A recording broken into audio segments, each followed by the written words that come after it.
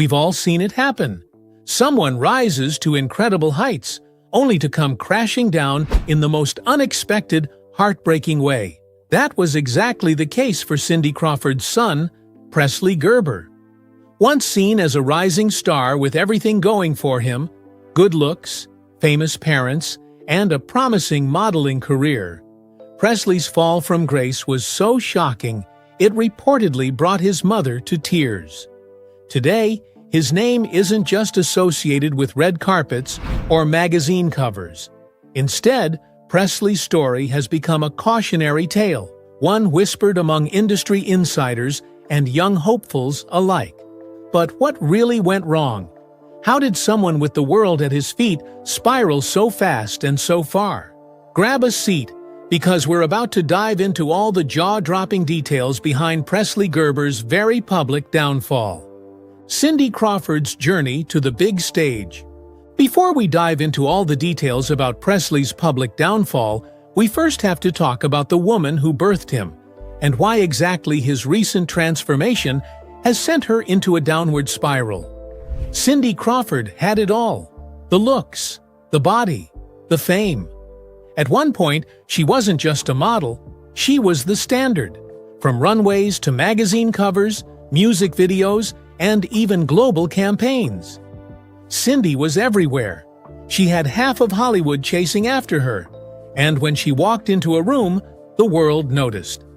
Cindy was born on February 20th, 1966, in DeKalb, Illinois, to Daniel Crawford and Jennifer Sue Walker.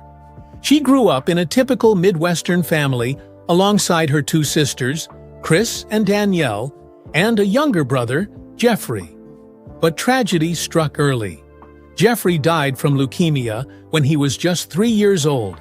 That loss left a mark on the family and shaped much of Cindy's grounded nature, even as she began rising through the ranks of fame. She was smart too. Cindy wasn't just coasting on her beauty. She graduated from DeKalb High School as valedictorian and earned a scholarship to Northwestern University to study chemical engineering. But just a few months in, modeling came calling, and when opportunity knocked, she didn't hesitate. She dropped out of college and threw herself into the world of fashion. Her entry into modeling wasn't even glamorous at first. As a teenager, she was tricked by classmates into thinking a local clothing store wanted her for a modeling gig. It was a prank, but the joke was on them. Not long after, a real offer came, and soon she was posing for local ads and magazine features. A photo taken by photographer Roger Legel ended up being her first cover, and from there, things moved fast. Cindy entered Elite's Look of the Year contest at 17 and became a national finalist. That launched her into the modeling industry at full speed. By the time she moved to New York City in 1986 and signed with Elite Model Management, Cindy was already becoming a household name. Her face started appearing everywhere: Vogue, Cosmopolitan, Elle, Harper's Bazaar, and Allure. By 1998, she had appeared on over 500 magazine covers. On the runway, she modeled for the biggest names in fashion: Chanel, Versace, Calvin Klein, Dolce & Gabbana, Dior, Valentino, and many more. She wasn't just a model, she was the face of an era. Her influence wasn't just limited to fashion. She appeared in music videos like George Michael's Freedom, 90, starred in Pepsi commercials that aired during the Super Bowl, and even dipped into acting. Though her film debut in Fair Game was a flop, it didn't hurt her image. Cindy had already solidified her place as one of the most iconic women in pop culture. In 1988, she posed for Playboy, not for shock value, but on her own terms. The photos were shot by renowned photographer Herb Ritz and praised for their artistry. She also released successful workout videos, did brand deals with Maybelline, Omega, Revlon, Gap, and countless others, and even had a lipstick named after her. Cindy wasn't just a pretty face, she was a brand. And that brand stood for timeless beauty, intelligence, and control. That's why what's happening now is hitting her so hard. For decades, Cindy built an image of perfection. She kept her private life clean, raised her kids away from unnecessary noise, and supported them quietly from behind the scenes. So, to now watch her son, Presley, spiral in public, from reckless tattoos to erratic behavior, has been deeply painful. Sources close to the family say Cindy has been heartbroken by Presley's choices. She's tried everything: support, structure, tough love. But watching your child unravel under the weight of fame is something no parent, no matter how powerful or polished, can easily handle. Presley was supposed to follow in her footsteps. Instead, his name is now being whispered in the industry as a warning. And for a woman who spent her whole career controlling the narrative, this new reality has been devastating. So, what exactly went wrong with Presley Gerber? How did the golden boy of one of the world's most admired women become a headline for all the wrong reasons? We're getting into all of it soon. But we can't talk about Presley without first talking about Cindy Crawford's wild love history. Before Cindy met Presley's father, she was first with Richard Gere, and their relationship was both short-lived and chaotic.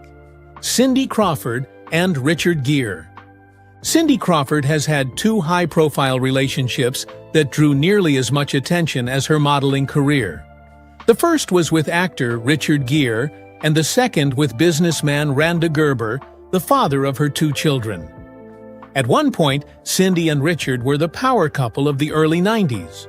While she was solidifying her status as America's ultimate supermodel, he was enjoying career highs, including a Golden Globe nomination for Pretty Woman.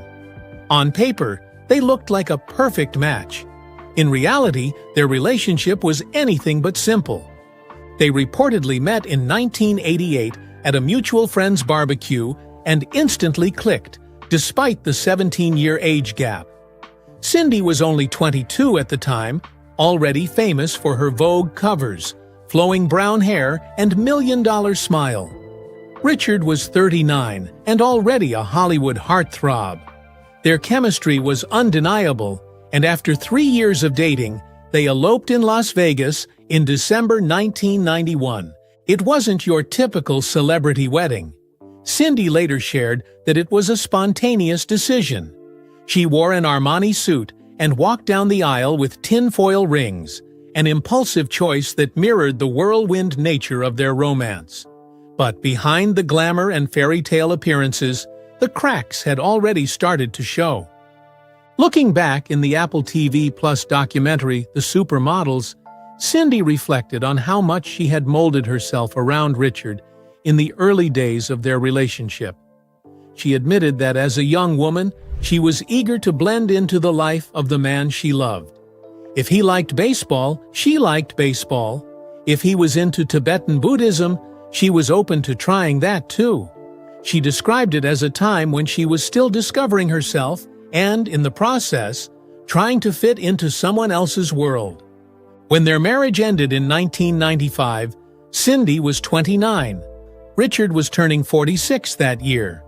The age difference wasn't just a number, it had become a factor in how they related to each other. During a later interview on the WTF podcast with Marc Maron, Cindy revealed that one of the biggest issues in the relationship was that they weren't truly peers. She didn't feel like they had a strong friendship at the core, and as she grew older, that began to matter more. What started out as admiration and love turned into imbalance and disconnect. On Oprah's Masterclass, she explained how her mindset began to shift as she approached her 30s. In her 20s, she had been more open to following someone else's lead, but as her confidence grew, so did her desire for equality in her relationship. She realized she no longer wanted to just follow. She wanted to lead sometimes, and other times walk side by side. That evolving sense of self eventually clashed with the dynamic they had built, and the marriage couldn't keep up. Even though it ended, Cindy didn't look back with bitterness.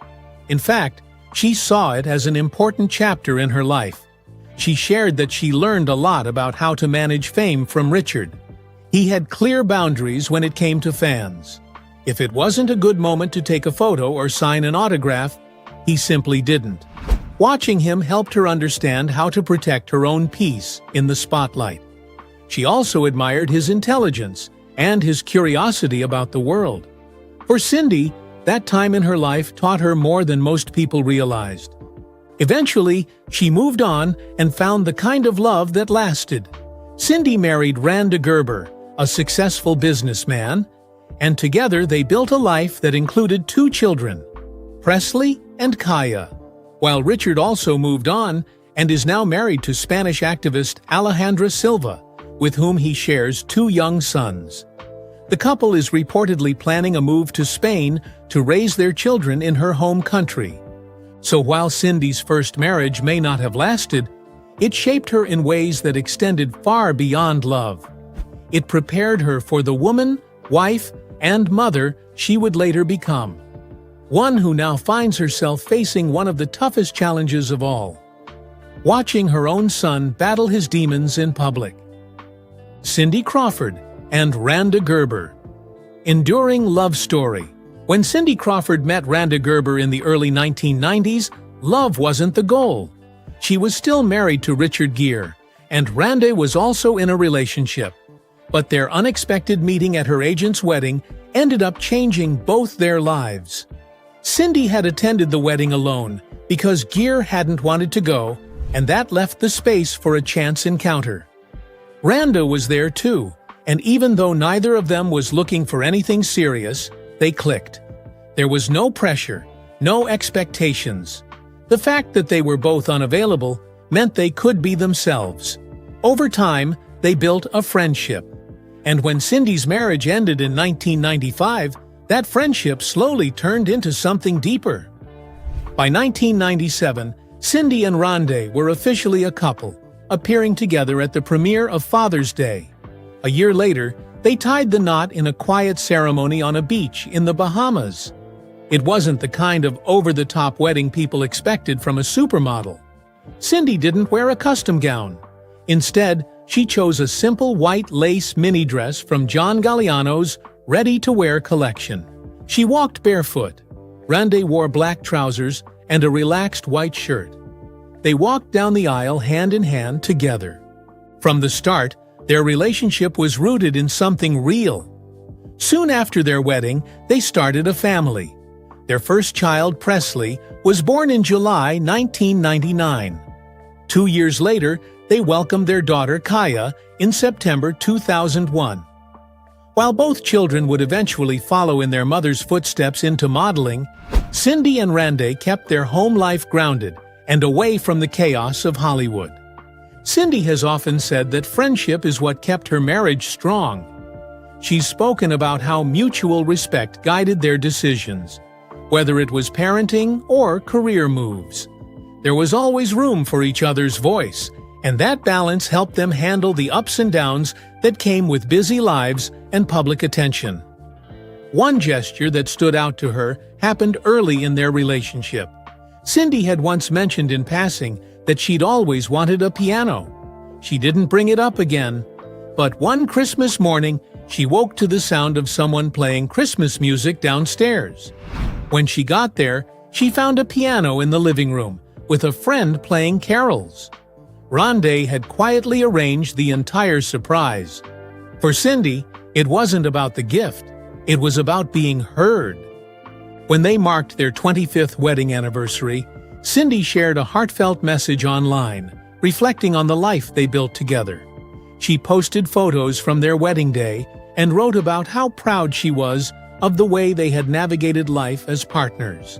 She acknowledged that things hadn't always been perfect, but said she couldn't imagine going through it all with anyone else.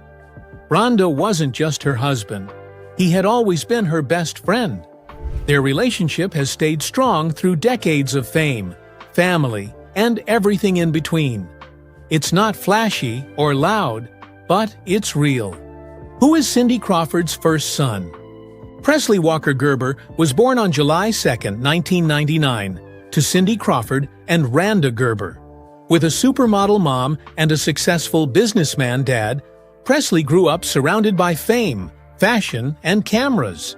But despite the spotlight, his early life was also shaped by strong family values and a close-knit home. From a young age, Presley was introduced to the world of modeling. It wasn't a surprise when he eventually followed in his mom's footsteps. He went on to work with big brands like Dolce & Gabbana, Moschino, Tommy Hilfiger, and Calvin Klein. Modeling came naturally to him, but it wasn't the only thing he cared about. Presley has always been open about his struggles with mental health. In a 2023 podcast interview, he talked about dealing with depression and how important it is to speak up. He said that even if sharing his experience helped just one person, it would be worth it. That honesty led him to start Mental Health Mondays on Instagram, where he shared his journey and encouraged others to take care of their mental health without feeling judged. Family has always been a big part of Presley's life. He's especially close to his younger sister, Kaya. The two grew up side by side and even got matching tattoos. Presley has Kaya III on his arm, and she has Prez on her shoulder. As they both got into modeling, they often worked together and traveled for jobs. Presley once said that having Kaya around made everything feel less lonely.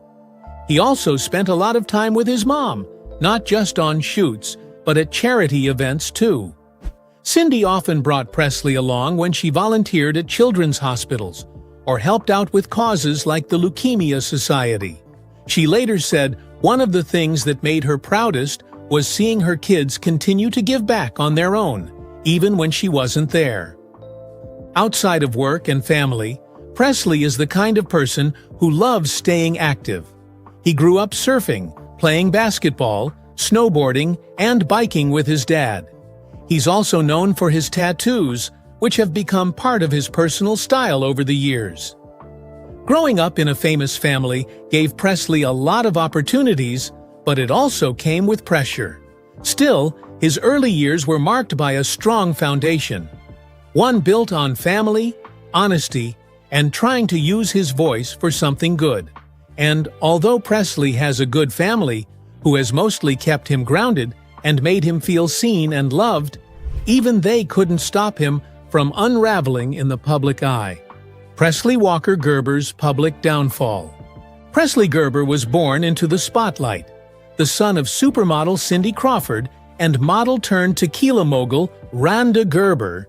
His entire existence was wrapped in fame and flawless genetics. With that kind of legacy, Presley didn't need to chase the limelight. It was waiting for him. His mother, one of the most iconic models in history, and his father, a respected businessman and former model, seemed to have handed him a golden ticket into any industry he wanted. Naturally, Presley chose fashion first. In 2016, at the age of just 16, he hit the runway for Moschino. His resemblance to his mom was uncanny, and his striking features quickly made him a hot commodity. He was soon working with brands like Calvin Klein, Tommy Hilfiger, Dolce & Gabbana, and Celine. In 2018, he even recreated his mom's legendary 1992 Pepsi ad, a nostalgic homage that positioned him as the heir apparent of the Crawford Gerber brand. He was young, successful, and beautiful. What could go wrong? Plenty, it turns out. Just days into 2019, Presley's seemingly perfect image took a nosedive. In the early hours of New Year's Day, a Beverly Hills police officer pulled him over for speeding in his Tesla. There was a smell of alcohol, and Presley, just 19 at the time, failed a field sobriety test. He was arrested and charged with DUI. It was his first run-in with the law, and though he was released without bail, the legal ramifications were serious. His license was suspended, and he was sentenced to 3 years of probation, mandatory DUI education, and 2 days of community service, a far cry from the glossy campaigns he had been fronting just months earlier. His attorney quickly released a statement saying Presley was taking the matter seriously, but the incident opened the floodgates. It wasn't just about one bad decision anymore. The press and the public began watching him differently. This wasn't the golden boy anymore. This was someone spiraling. And the spiral was just beginning. By 2020, Presley looked different. The clean-cut boy who mirrored Cindy Crawford now had colorful tattoos inked across his arms, torso, and neck. But it was the one on his face that drew the most outrage. That year, he revealed a fresh tattoo on his cheek that read, "Misunderstood." Fans were horrified, and even more so were his parents. On social media, people asked why he would jeopardize his modeling future and openly questioned his mental state. Presley didn't stay silent. He responded directly through Instagram Live, defending the tattoo with raw honesty. "If I thought this was going to ruin my face, or I didn't want this, I wouldn't have done it," he said. Then, dropping the defenses for a moment, he revealed, "It says misunderstood, because that's how I felt my entire life." When asked if his mother supported it, he replied, "My mom, she likes it. She's supportive. I don't know. It's my face." He dismissed rumors of drug use and challenged critics to say their comments to his face. But despite all the fire he showed then, Presley removed the tattoo the following year. As the headlines piled up, DUI, face tattoo, erratic Instagram behavior, it became clear that Presley was going through more than just a rebellious phase. Unlike his sister Kaya, whose modeling career soared with grace, Presley's journey was marked by noise and chaos. Insiders began offering a fuller picture. Presley was tired of being the other one. In a family where everyone seemed to glide, he stumbled. He is trying to get out of the shadow of his family and create his own identity, one source said. He also likes the attention he's been getting, even if it's negative. The expectations that came with the Gerber name weighed heavily on him. Presley feels like there's a lot of pressure on him because his parents and Kaya are so successful, said one insider. He wants to find his own place in the world.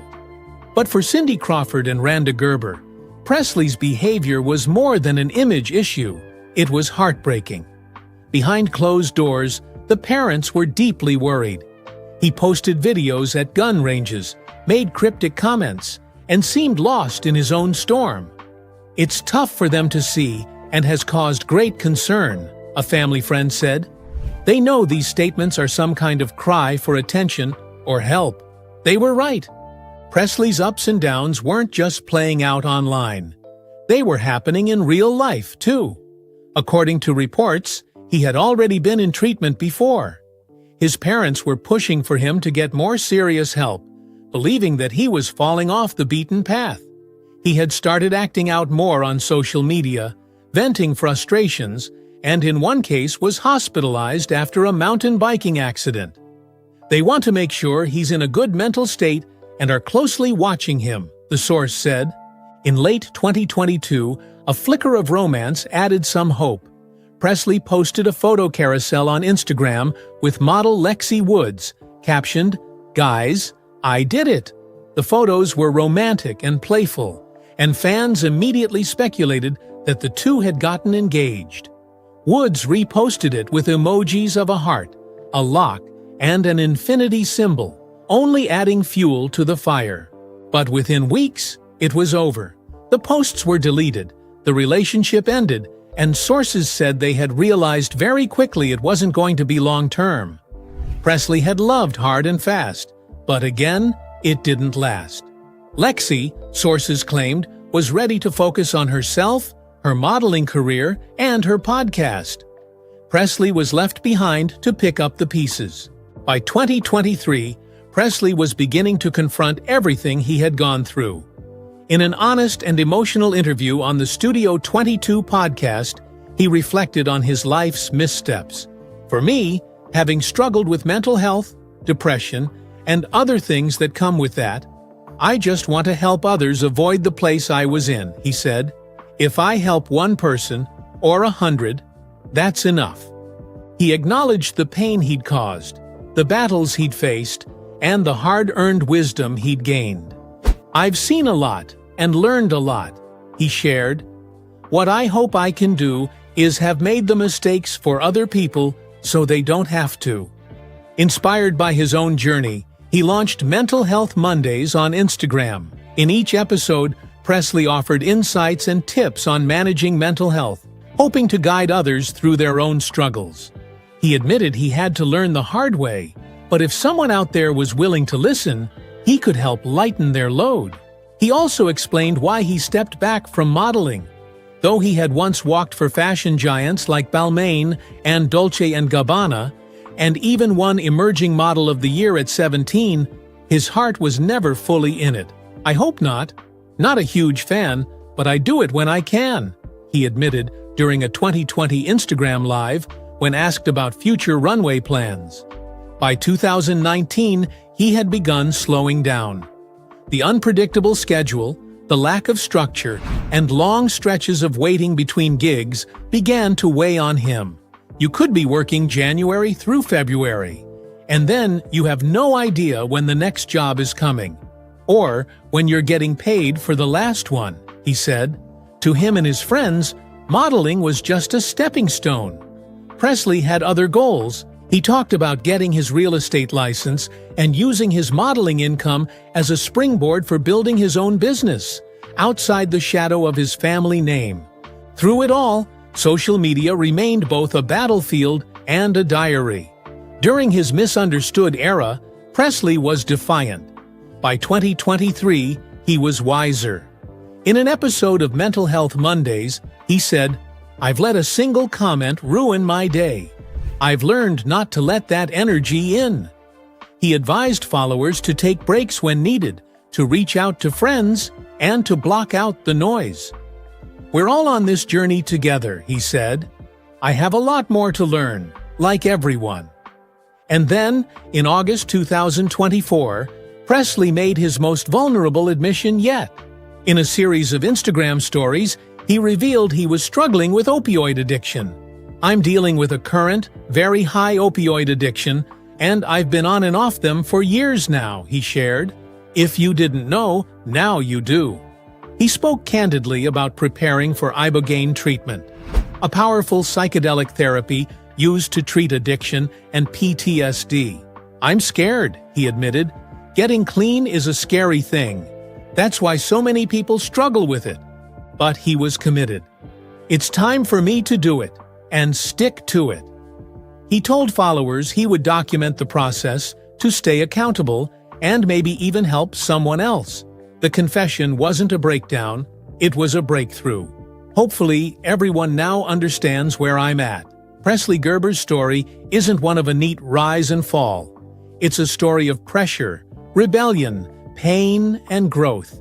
He didn't fit the mold his family seemed to slide into so effortlessly, and that almost broke him. But where he once felt misunderstood, he's now starting to understand himself. He's not walking in anyone's footsteps anymore. He's finding his own way forward. One step, one post, one Monday at a time. Like mother, like son. Although Presley Gerber's public unraveling has drawn countless headlines, there's a quiet irony at play. His mother, Cindy Crawford, once walked a similarly misunderstood path. Long before the runways, ad campaigns, and iconic Pepsi commercial, Crawford was just a girl from DeKalb, Illinois, carrying dreams that her own father didn't fully believe in. Back then, modeling wasn't viewed with the same prestige. In fact, when she first got started, her father assumed the worst. He didn't see it as a career. In his mind, modeling was just a sanitized word for something far more unsavory. Her parents even tagged along to her very first modeling appointment, unsure of what exactly they were walking into. Crawford herself had never dreamed of strutting down runways or gracing magazine covers. It hadn't even occurred to her that it could be a job. From where she stood in a small Midwestern town, fashion magazines felt like another planet. How could a farm girl ever end up in them? She was discovered by a local photographer, signed to a small agency, and watched that agency eventually become part of elite model management. Her rise seemed effortless from the outside, but it was anything but simple. Crawford had been her high school's valedictorian and earned a place at Northwestern University, only to drop out after one semester to chase what most people in her hometown didn't even consider a real profession. Even after she'd landed covers for Vogue and a campaign with Revlon, the scrutiny didn't stop. She posed for Playboy, and suddenly people were questioning her choices. Why would someone already at the top of the fashion world risk it all to appear in a men's magazine? It wasn't about money, far from it. The paycheck was small. What mattered was control. She'd traded her fee for something more valuable, the right to approve every image. In an industry that constantly tries to mold and manipulate, Crawford was staking a claim to her image and autonomy. That kind of boldness didn't always go over well. Years later, while reflecting on those early days in a docuseries that peeled back the glossy layers of the modeling world, Crawford admitted that at the start, she wasn't even selective with jobs. She didn't have the luxury. She took what came, learned as she went, and only later began to shape her career into what the world now remembers. Now, decades on, she watches as her son faces a media storm of his own. Tattoos, arrests, addiction confessions, all of it dissected under a magnifying glass. But if anyone understands the tension between personal choice and public perception, it's Cindy. Once accused of selling herself short, once misunderstood by her own family, once doubted at every turn, she's lived it. So, while Presley declares himself misunderstood, maybe the truth is a little more complicated. Maybe the apple didn't fall as far from the tree as everyone thinks. What do you think about Presley? Share your thoughts with us in the comments below.